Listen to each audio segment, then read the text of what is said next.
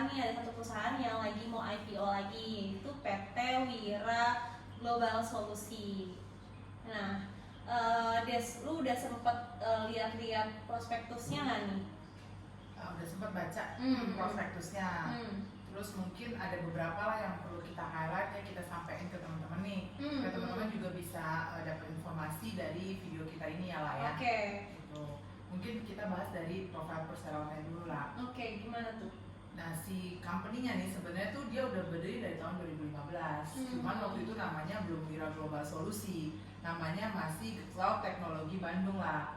Baru pas tahun 2019 dia berganti nama jadi Wira Global Solusi sampai dengan sekarang lah. Oke, berarti dia sempat berubah nama ya? Ya, nah kegiatan usahanya itu tuh dia bergerak di teknologi lah, termasuk di dalamnya tuh dia ada perdagangan komputer, terus perlengkapan komputer sama piranti lunaknya. Gitu. Dia domisilinya di mana Kak si perusahaan ini? Dia di Tangerang lah. Sekarang itu jadi dia head office-nya ada di Tangerang. Oh, oke. Nah, sekarang kita coba lihat struktur permodalannya lah ya. Nah, jadi pada saat si prospektus ini terbitkan nih, pemegang sahamnya tuh ada 6 lah pemegang sahamnya. Yang PT ada 4, yang perorangan ada 2. Oh, oke. Nah, jumlah lembar sahamnya tuh ada 3.336 juta lah. Dengan harga per lembar sahamnya itu Rp20. Jadi total dari modal ditempatkan dan disetor penuh dari ke-6 pemegang saham tadi itulah adalah 16.680 juta. Nanti kita tampilnya lah supaya teman-teman bisa lihat secara detail. Teman-teman bisa tahu ya. Terus sekarang pengurusnya gimana? Nah, pengurusnya ini gue sempet Google ya lah beberapa pengurusnya. Nah, itu rata-rata mereka tuh memang masih muda-muda ya, muda-muda. Dan secara struktur kepengurusan tuh mereka nggak ada yang punya hubungan istimewa lah. Jadi ini memang pure profesional untuk mengembangkan si perseroan itu sendiri lah. Gitu. Tapi apakah kayak apa pengurusnya itu kayak direktur utamanya dia berpengalaman juga nggak sih di bidang teknologi ini? Lo sempat lihat-lihat nggak? Kalau dilihat dari Google-nya sih sebenarnya nggak terlalu banyak informasi yang ini ya lah, yang lebih mendalam gitu. Makanya yang bisa gue lihat itu cuma profil dari sisi umurnya gitu lah, masih ada. Jadi mungkin masih punya idealisme lah untuk menjalani perseroan ini. Gitu. Nah, sekarang itu tuh si perseroan tuh punya 3 anak perusahaan lah. Oh, dia udah punya anak ya. anak. Nah, 3 anak perusahaannya ini tuh dia sebagai pemegang saham mayoritasnya nih lah. Dan 3-tiganya itu juga bisnis utamanya nih dari masing-masing 3 entitas anaknya itu sama juga seperti si Wira Global Solusi ini lah. Jadi dia bergerak di perdagangan komputer dan peralatan komputer sama piranti lunak. Gitu. Nah, ini nanti juga kita tampilin ya lah supaya teman-teman juga bisa lihat. Yang pertama itu dia punya investasi saham di KTT sebesar 99,87%.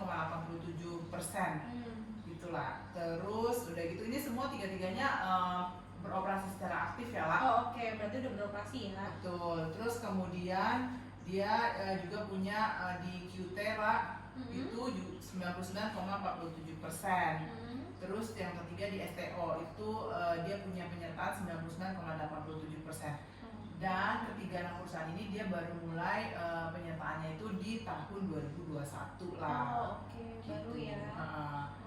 Terus kalau mengenai schedule-nya, terus udah gitu penggunaan dananya sama saham perdananya tuh gimana sih lah? Nah, kemarin gue juga sempat baca nih di prospektusnya untuk jadwal IPO-nya itu sendiri untuk masa penawaran awalnya itu di periode 9 sampai 17 November 2021. Berarti pas video ini dibuat terakhir nih. Hari ini tanggal penawaran terakhirnya nih. Terus untuk perkiraan tanggal efektifnya itu nanti di 25 November 2021. Nah, perkiraan tanggal pencatatan di bursanya itu sendiri di Desember, di 7 Desember 2021. Nah, kalau misalnya lihat dari prospektusnya juga, ini penawaran umum perdana sahamnya ini Dia itu saham yang ditawarkan itu sebanyak 208.500.000 saham atau sekitar 20% dari total modal ditempatkan dan disetor penuhnya. Nah, harga penawaran sahamnya sendiri ini ditawarkan di angka kisaran 125 sampai 140 rupiah per sahamnya. Terus jadi kalau misalnya dilihat total penawaran umum perdana sahamnya ini sebanyak-banyaknya itu di 29.190 juta ya. Jadi sebenarnya nggak terlalu banyak dan besar juga ya. Iya, kalau misalnya dibandingin sama yang sebelum-sebelumnya kita analisa saham-saham IPO-nya, soalnya kan dari harga yang ditawarkannya juga masih kisarannya masih 100-an, terus jumlah sahamnya juga nggak terlalu besar sih. Nah, kalau misalnya lihat lagi nih dari rencana penggunaan dana IPO-nya, kalau misalnya dari prospektusnya sendiri ini dia itu full untuk modal kerja. Jadi nggak ada yang buat bayar utang atau apa, benar-benar full untuk modal kerja. Menurut lu gimana nih? Berarti dia fokus untuk pengembangan ya. Berarti dari segi ininya dia memang lagi berfokus untuk pengembangan bisnisnya nih teman-teman. Nah, ada lagi nggak nih yang bisa kita share ke teman-teman? Mungkin kita mulai masuk ke detail financial analysisnya aja ya, Pak ya. Oke, boleh. Kita mulai dari analisa laporan keuangannya perseroan dulu ya lah ya. Ini kita bahasnya secara konsolidasian ya. Jadi laporan keuangan konsolidasiannya dia tuh yang pertanggal 30 Juni 2021 itu udah diaudit lah sama kantor akuntan publik Mirawati Sensi Idris. Ini member dari Moore Global Network Limited. Nah, opininya sendiri nih lah itu dikeluarkan di laporan tanggal 14 Oktober 2021 dengan opini tanpa modifikasian. Nah, sedangkan yang laporan audit 31 Desember 2020 itu diaudit oleh kantor akuntan publik Sanusi dan rekan lah, gitu. Dengan opini adalah tanpa modifikasian dengan paragraf penjelasan mengenai perubahan dari standar akuntansi keuangan entitas tanpa akuntabilitas publik. Pakai SAK ya? Betul lah. Nah, kita coba lihat nanti teman-teman bisa lihat dari chart yang kita tampilkan ini ya. Kita lihat dari laporan posisi keuangannya dulu nih lah, dari sisi aset. Kalau lihat dari jumlah aset itu kan mengalami kenaikan yang cukup signifikan ya. Dari 31 Desember 2020 dibandingkan dengan 30 Juni 2021. Nah, proporsi yang dari aset lancar dengan aset tidak lancar itu hampir sama lah kontribusinya terhadap peningkatan jumlah asetnya gitu. Nah, untuk yang liabilitasnya juga begitulah, liabilitasnya juga kan cukup naik signifikan ya di periode 30 Juni. Iya nih, kalau lihat dari grafiknya ini rata-rata semua cukup naik. Iya gitu, ya, untuk aset sama liabilitasnya meningkat signifikan banget nih. Betul. Nah, tapi dari sisi jumlah liabilitas lah itu kontribusi utamanya itu dari liabilitas jangka pendek nih yang paling banyak kenaikannya lah. Gitu. Terus kalau kita lihat dari sisi ekuitasnya juga nih teman-teman bisa lihat ada peningkatan yang cukup signifikan juga dari 31 Desember 2020 ke 30 Juni 2021. Itulah. Tinggi sekali. Sementara untuk di laporan profit and loss-nya ya, Pak. Kalau kita lihat di sini dari sisi pendapatan usaha, beban pendapatan sama laba kotornya juga sama nih lah, dari antara 3 periode yang dibandingkan yaitu 30 Juni 2021, 30 Juni 2020 sama 31 Desember 2020 itu kenaikan cukup signifikan semua nih lah di periode 30 Juni 2021 inilah. Gitu. Nah, pendapatan usahanya sendiri tuh dia ada dua lah. Yang paling ininya. Betul, yaitu jasa konsultasi IT sama jasa pemrograman. Kalau dari sisi jasa konsultasi IT itu seperti chart yang teman-teman bisa lihat, mungkin grafiknya ya lah ya, itu tidak terlalu betul. Sementara kalau di jasa pemrograman itu dia benar-benar adalah bisnis baru lah di 2021 ini. Dia benar-benar bisnis baru ya. Betul. Soalnya kayak kalau misalnya dari grafiknya Zwing. Iya, dan makanya cukup bisnis baru dan cukup signifikan gitu loh lah. Nah, sekarang gue coba jelasin lebih detail lagi ya lah ya dari total asetnya dulu Total deh. asetnya dulu ya. Tadi kan Nah, kita total udah- aset itu kita lihat dari sisi aset lancar ya lah. Nah, aset lancar itu dia naik sebesar 11,3 miliar nih lah. Oke. Dibandingkan dengan 31 Desember 2020 nih. Nah, kenaikan di aset lancar ini itu terutama adalah kenaikan di kas dan kas banknya nih lah, Oke. sebesar 7,3 M. Oh, Nah, mayoritas dari situ. Betul, di kas banknya itu dia naik karena ada tambahan kontribusi modal di periode 2021 inilah. Makanya tadi kalau misalnya kita lihat juga ya modalnya Dengan juga si- meningkat betul. di periode yang sama ya, 30 Juni 2021. Terus udah gitu selain kas dan bank, piutang usaha juga naik cukup besar ya lah, sebesar 100% atau 2,7 miliar. Nah, ini juga inline nih kalau teman-teman lihat ya di grafik tadi kan kita punya pendapatan cukup naik drastis ya lah. Itu sebagai utamanya penyebab kenaikan piutang usahanya kita lah. Oke. Gitu. Kurang lebih kalau dari sisi aset lancar tuh dua komponen itulah. Oke. Nah, sementara kalau dari aset tidak lancar nih lah, itu dia mengalami kenaikan sebesar 11,5 miliar nih lah. Oh, Ya kan oke. dibandingkan dengan 31 Desember 2020. Nah, ini tuh karena adanya peningkatan investasi saham lah. Seperti yang tadi waktu gua bahas nih, kan dia punya penyertaan di 3 anak perusahaan yang mulai starting penyertaannya tuh di 2021 lah. Itulah yang menyebabkan dia punya investasi itu cukup naik drastis lah. Nah, untuk aset tidak lancarnya nih lah, dia kan mengalami kenaikan sebesar 11,5 miliar lah dibandingkan 31 Desember 2020 nih. Nah, peningkatannya ini tuh dia adalah karena peningkatan investasi saham. Kalau tadi teman-teman ingat ya, tadi kan kita bahas dia punya penyertaan saham di tahun 2021 ini kepada 3 anak usaha tadi tuh lah. Iya, benar-benar. Makanya dia punya investasi tuh naik dah. Iya. Terus selain dari peningkatan investasi, dia juga ada peningkatan di aset tetap nih lah, sebesar 3,8 miliar. Tapi sebagiannya itu diperoleh melalui inbrand tanah dan bangunan. Gitu. Oke. Selain itu juga ada peningkatan di aset tidak berwujud nih lah, sebesar 6,8 miliar. Yang sebagian besarnya itu diperoleh lewat konversi utang menjadi modal lah, sebesar 6,6 miliar. Oke. Gitu. Jadi secara overall total aset meningkat cukup signifikan, itu adalah pengaruhnya dari beberapa poin yang tadi gue sebutin itu ya lah. Sekarang kita masuk ke liabilitas nih lah. Iya, liabilitasnya gimana? Liabilitas jangka pendek itu dia kan naik sebesar 1,4 miliar nih lah. Nah, itu utamanya karena ada kenaikan di utang pajak lah, sebesar 400 jutaan lah ya lah. Terus udah gitu selain itu juga dia ada kenaikan di beban accrual, terus juga dia ada kenaikan di liabilitas kontrak. Jadi pada dasarnya memang kenaikan ini adalah kenaikan utang kepada pihak ketiga. Oke. Iya, pihak ketiga lah ya. Nah, di liabilitas jangka panjangnya itu juga dia mengalami kenaikan senilai 734 juta lah. Nah, ini terutama disebabkan karena adanya liabilitas pajak tangguhan lah. Terus kemudian juga ada kenaikan setoran jaminan. Terus juga dia ada kenaikan liabilitas imbalan kerja jangka panjang. Itulah. Jadi ini sama juga adalah kepada pihak ketiga lah. Oke, makanya meningkat ya. Liabilitasnya juga signifikan kalau saya lihat dari grafiknya.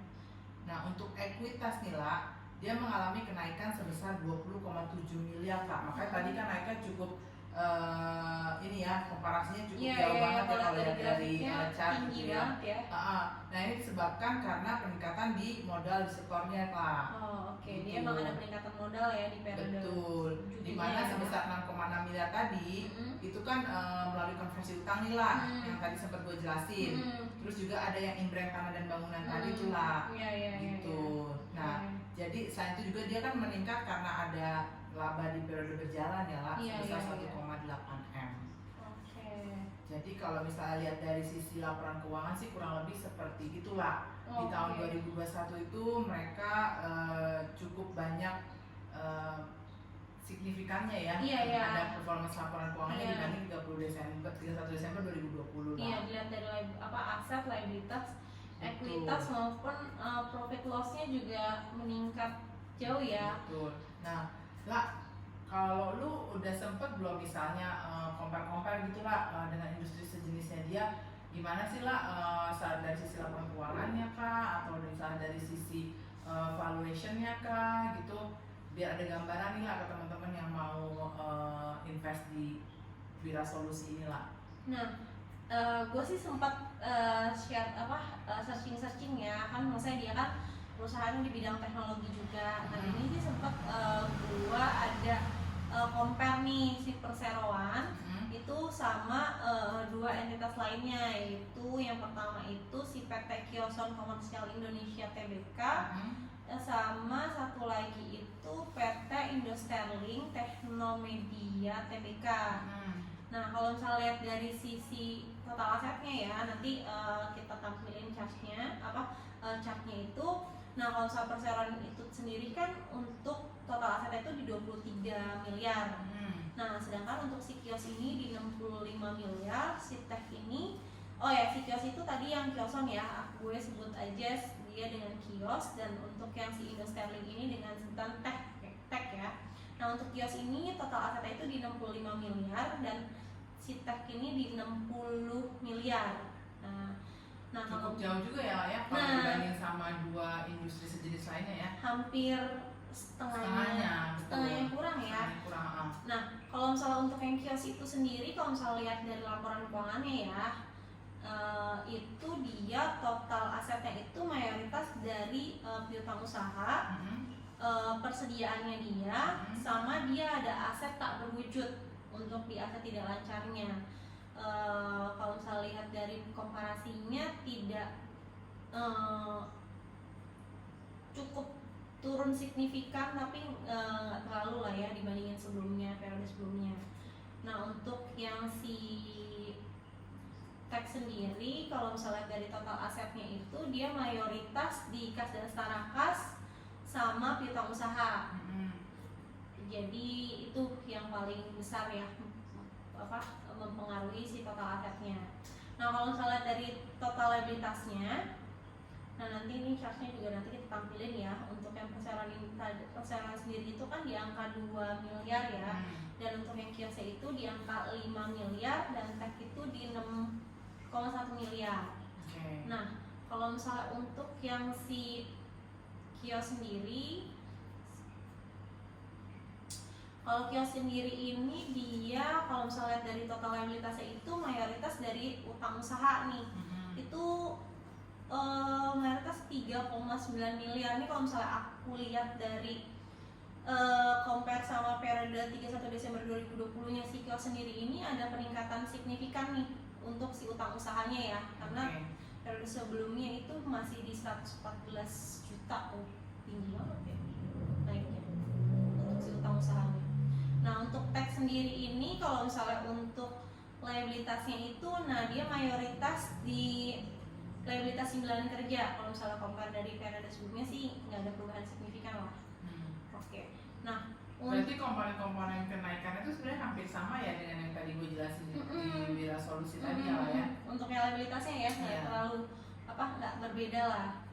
Nah kalau misalnya untuk yang ekuitas nanti chartnya kita munculin juga.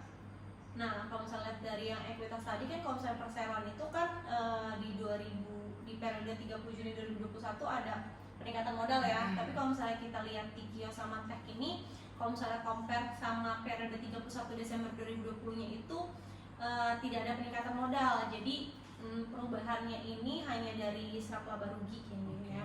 Jadi nggak ada perubahan signifikan.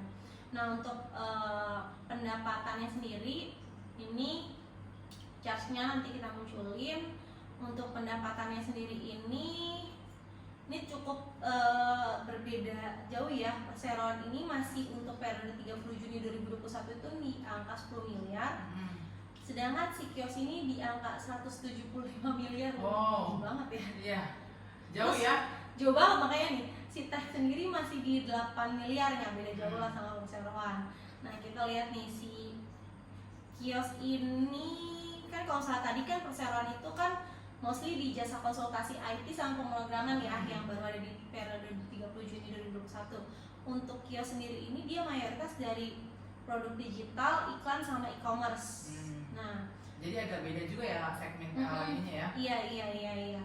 Terus kalau misalnya untuk yang tech sendiri ini, dia pendapatannya itu dari perangkat lunak, perangkat keras, jasa dan pemeliharaan. Masih di bidang teknologi, tapi mungkin mereka secara segmen bisnisnya sudah jauh lebih banyak. Iya, makanya kalau misalnya kita lihat dari chartnya juga kan, dari nilainya juga, si kios ini dia udah apa ya bahasanya, udah kemana-mana bahasanya itulah. Sudah lebih ada second, third untuk main bisnisnya ya. Sudah ada diversifikasi gitu. Iya, diversifikasi. Lupa kan itu. Oke. Nah, ini charts untuk laba komprehensifnya. Oke. Nah, ini juga sempat gue bikin untuk valuasi IPO-nya, sama ada komparasi untuk rasio keuangannya. Nah, untuk valuasi IPO-nya sendiri itu kita bikin, gue bikin pakai 2 asumsi harga ya. Pertama itu asumsi harga yang terendah si 125 dengan sama si 140. Nah, kalau misalnya dari book value-nya sendiri itu di 1,28. Nah, untuk price book value-nya itu kalau misalnya menggunakan asumsi harga yang 125 itu di 97,31. Dan untuk yang di asumsi harga yang paling tinggi 140 itu di berapa nih? 108,98. Oke. Nah, untuk komparasi rasionya itu, pertama itu gue lihat dari sisi EPS-nya. Nah, EPS-nya si perseroannya ini di 4,04, kios ini di 2,07, sama tech ini di 0,69. Nah, untuk PER-nya sendiri, untuk menggunakan asumsi harga yang 140 itu di 34,65, kios sendiri di 48,31, dan tech ini di 72,46. Nah, kalau misal untuk return on equity-nya itu perseroan ini di 15,89%, kios ini di 2,41%, dan tech ini di 1,57%. Untuk DER-nya sendiri, si perseroan sama tech ini sama nih di 0,11, dan untuk kios ini di 0,08. Nah, rasio terakhir yang gue bikin komparasi itu di rasio lancar. Nah, untuk perseroan itu di 7,67, kios itu di 10,39, dan tech ini di 87,42. Nah, kalau misalnya lihat dari komparasi rasionya itu, kalau misalnya kita lihat dari PER-nya ini ya, PER yang paling kecil itu PER-nya si perseroan ya. Itu bisa dibilang PER-nya masih yang paling bagus. Nah, untuk return on equity-nya ini yang paling besar itu perseroan juga. Ini yang paling bagus ya, return on equity-nya dia paling besar. Untuk debt to equity ratio-nya ini kios memiliki DER yang paling kecil. Nah, untuk yang rasio lancar ini juga yang paling kecil ini, yang paling bagus itu punya ya perseroan yang di 7,67. Gimana nih kalau misalnya lihat dari perbandingannya sama valuasinya? Menurut lu gimana Ula? Kamu yang sudah melakukan analisa detail itu, menurut lu secara valuasi kira-kira seperti apa lah? Secara valuasinya sih dia cukup oke ya, karena kan sebenarnya gue lupa lagi 28, masih cukup murah ya untuk harga harga saham yang ditawarkannya juga. Berarti masih reasonable price ya? Iya. Terus kalau misalnya lihat dari komparasi rasionya yang udah dibuat juga, dari perbandingan harga yang udah ada, dari perbandingan rasio yang udah ada itu, dia masih beberapa rasio yang cukup penting yang biasa dilihat untuk kalau kita memilih saham itu masih cukup oke sih. Nah, kan kita lihat dari ininya juga. Nah, tapi kan prospeknya itu gimana sih? Maksudnya teknologi memang bagus, tapi kedepannya dia ada sebutin nggak sih di prospektusnya itu sendiri? Kalau di prospektusnya sih terus terang informasi mengenai prospeknya ataupun misalnya dia punya rencana untuk pengembangan atau diversifikasi segmen bisnis atau produk tuh belum terlalu dibahas detail ya lah. Oke. Jadi mungkin gue juga bisa kasih gambarannya mungkin dari sisi si prospek teknologi itu sendiri. Hmm. Ya kan, seperti kita tahu ya, di Indonesia ini kan sejak mungkin sejak pandemi ya lah, itu kan peningkatan banget daripada pengguna internet aktif di Indonesia kan. Nah, kalau dari sumber yang kita dapatin dari prospektus nih lah, nanti bisa teman-teman lihat juga nih, kita tampilkan itu di Indonesia sendiri pengguna aktif internet itu tahun 2020 udah mencapai 73% dari total populasi lah. Ya kan, artinya udah cukup banyak banget nih lah pasarnya untuk teknologi. Betul. Nah, sekarang kan permasalahannya bagaimana nanti perseroan itu bisa memanfaatkan setiap kesempatan yang ada untuk dia bisa mengembangkan bisnisnya sesuai dengan si prospek teknologi itu sendiri lah. Apalagi tadi kan di compare sama industri-industri jenisnya, dia sebenarnya masih cukup agak jauh ya lah ya, untuk dari sisi size-nya, kemudian dari diversifikasi produk yang tadi yang dibahas. Positifnya dia masih bisa terus berkembang sebenarnya untuk ke diversifikasi yang lain lah. Betul. Oke. Ya mungkin yang inti-intinya itu ya, tapi maksudnya buat teman-teman balik lagi, kalau misalnya kalian mau investasi, terus searching lagi sebanyak-banyaknya selain baca prospektus dan juga lihat video ini ya. Ya udah, mungkin lah untuk episode kali ini sekian dulu pembahasan dari kita untuk rencana IPO si Bira Global Solusi ini ya lah ya. Tapi teman-teman jangan lupa nantikan episode kita berikutnya yang pastinya akan terus mengupas tentang rencana IPO perusahaan-perusahaan di Indonesia. Selamat cerdas berinvestasi.